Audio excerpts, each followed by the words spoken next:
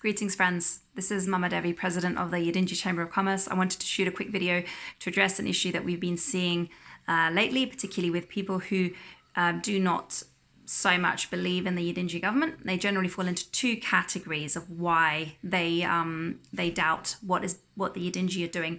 So I thought I would address each of these two issues individually. So the first category is made up of people who really they tend to say, well, what you're doing, it's not going to work. The Australian government is going to stop it. So why bother? Why try when you're ultimately walking along an impossible path?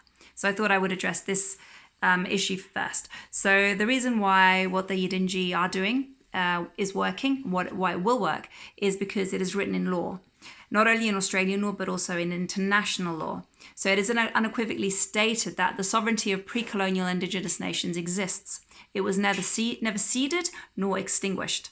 And Article 8 of the UN Declaration of Rights of Indigenous People, to which Australia is a signatory, makes clear that the indigenous peoples cannot be forced to assimilate.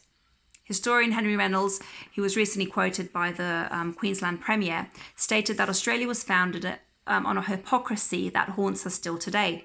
It is a common observation that there was never a negotiation with Aboriginal people, and no treaty was ever signed with them.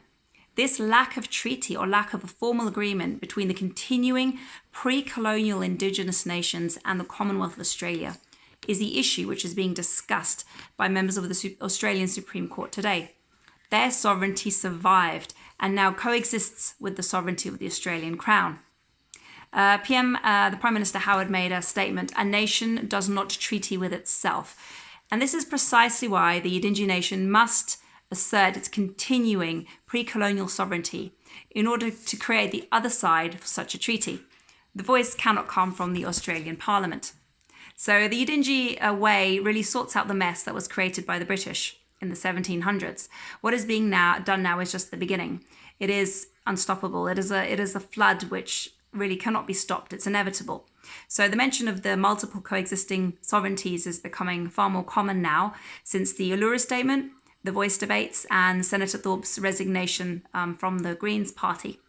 So the Yidindji nation wants to empower all people within the Yidindji territory, not just the privileged few. The Yidindji way will work because it is sovereign nation to sovereign nation.